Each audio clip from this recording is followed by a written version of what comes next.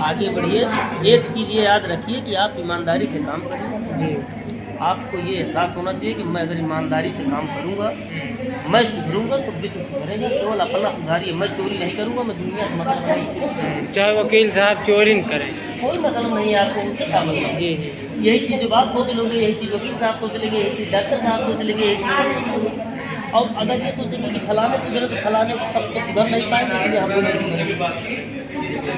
हम सुधरें और जग सुधरे। हम बदलेंगे, युग बदलेगा। हाँ, वो गायत्री परिवार वाला था। हाँ। अब तुमको बता दें बांग्लादेश में शांति क्यों है।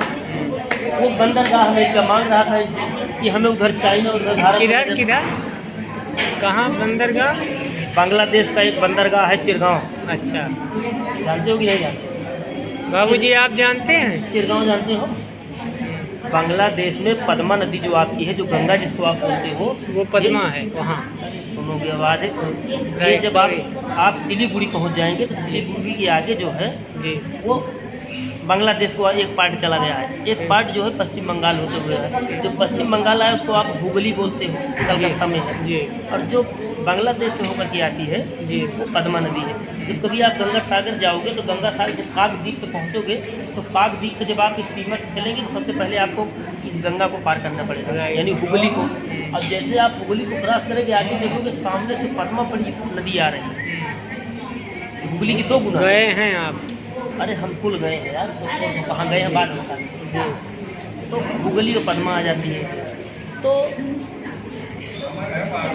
वो चिरगांव चाहते थे कि हमको चिरगांव दे दीजिए। उसी चिरगांव से सटा हुआ एक चटगांव भी है। हाँ, अच्छा, हाँ, चटगांव, उसमें स्वतंत्रता सेनानी ने उसमें कहा। चटगांव भी बंदरगाह है। वो बर्मा का हाँ, पार्ट हुआ करता था, इंडिया से लगा हुआ है। हाँ, लेकिन इंडिया ने उस पर जबरदस्ती कब्जा कर लिया। हम्म। बर्मा को हरा करके इंडिया ने उमा जबरदस्ती। सुभाष चंद्र बोस को पूरा मिला था चटगांव। अरे सुनो, उन्होंने इंडिया ने कब्जा कर लिया, लेकिन जब इंडिया का पार्टीशन हो गया तो बांग्लादेश के हिस्से में फिर चला गया।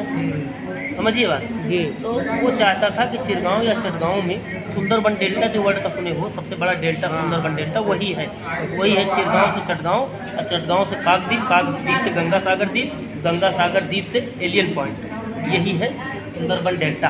इसकी ऐसे कटा फटा कई नदियाँ ऐसे ऐसे आई हैं। वहाँ आप देखेंगे 2-4 डेड बॉडी हमेशा मिलती रहेगी आपको। आपका 650 पहले बता दिया आपको, उस पे आएगा। तो ये सुंदरबन डेल्टा जो है जी वकील साहब, अपने आप झाड़ी पेड़ पौधे बहुत बढ़िया बढ़िया लकड़ियाँ समुद्र मिलती है, बहुत उपजाऊ मिट्टी है। तो ये जो म्यांमार से बांग्लादेश से जो रोहिंग्या चलते हैं जी, तो ये नाव ले करके आते हैं, अपने आप लकड़ी की नाव बनाते हैं वो हिंदुस्तान में प्रवेश करने के लिए। तो वो सबसे पहले मनोरम स्थल सुनते हैं गंगा सागर द्वीप। वहाँ पर टोटल मुस्लिम आबादी है, वो लोग उनको एक्सेप्ट कर लेते हैं। क्यों? हाँ? क्यों?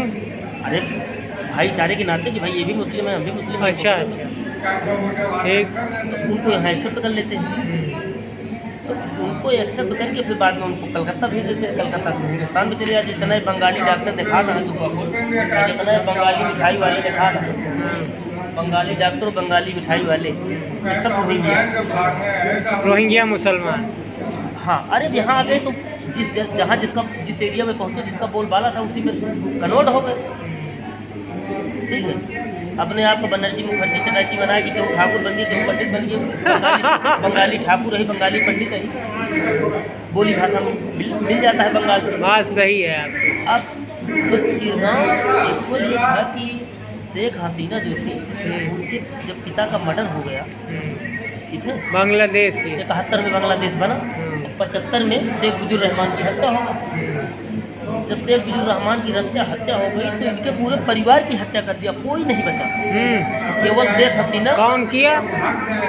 वहाँ के जो सैनिक कमांडर था, अच्छा, तख्ता पलट हो गया, सैनिक का शासन हो गया सेना का, जैसे पाकिस्तान में चलता। हाँ, ऐसे कदीरी ऐसे कुछ था, कादरी क्या नाम उसका अभी जबान से नहीं आ रहा है। ऐसे असल कादर। बाबूजी आपको मालूम है? सुनो हम बता रहे हैं, अब्दुल कदबर खान ऐसे कुछ। अरे जिसकी वो बेगम शेख हसीना के पहले कभी वो होती नहीं थी, जहीदा बेगम, एक बार वो हुई थी बीच में प्रधानमंत्री, वो उसी का हस्बैंड था वो, अच्छा कमांडर था, यही लगा।